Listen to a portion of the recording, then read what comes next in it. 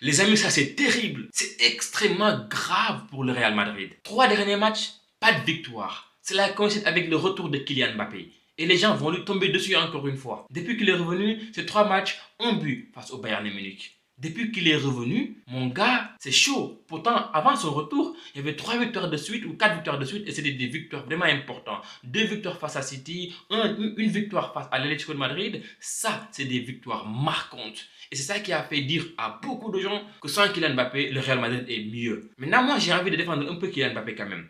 Je trouve que le mec, il apporte énormément. Surtout quand il est sur le côté droit. En fait, sur le plan offensif, lui, quand il décale sur le côté droit, il crée des dangers, il crée énormément de différences. Contrairement à quand il est dans l'axe, ou bien des fois il bascule un peu sur le côté gauche, on sent ici que vraiment avec Vinicius, il se marche dessus. Mais aujourd'hui, moi, ce que j'ai vu, par exemple, en seconde période et tout ça, ce qu'on a vu, c'est un Kylian Mbappé qui sur le côté droit reste quand même vraiment très dangereux, qui élimine, en tout cas si c'est un contre un, il va éliminer, même si c'est 2 contre 1, il va éliminer, avec la force, avec la technicité, et tout ça montre que vraiment c'est un joueur qui, franchement parler, faut pas forcément enfin, lui tomber dessus. Après, c'est la star, on peut être d'accord sur une chose, c'est que quand ça va mal, il faut vraiment taper sur lui. Et maintenant, j'ai envie de dire, ouais, les gens peut-être ont raison, quoi, parce que franchement, ce qu'il y a eu avant Kylian Mbappé et ce qui se passe avec Kylian Mbappé, c'est différent. C'est différent, les amis. C'est vraiment différent.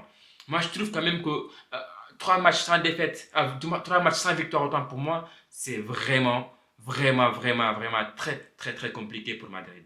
Là, sachant que là, ils doivent aller à Allianz Arena pour se qualifier en Ligue des Champions, en demi-finale.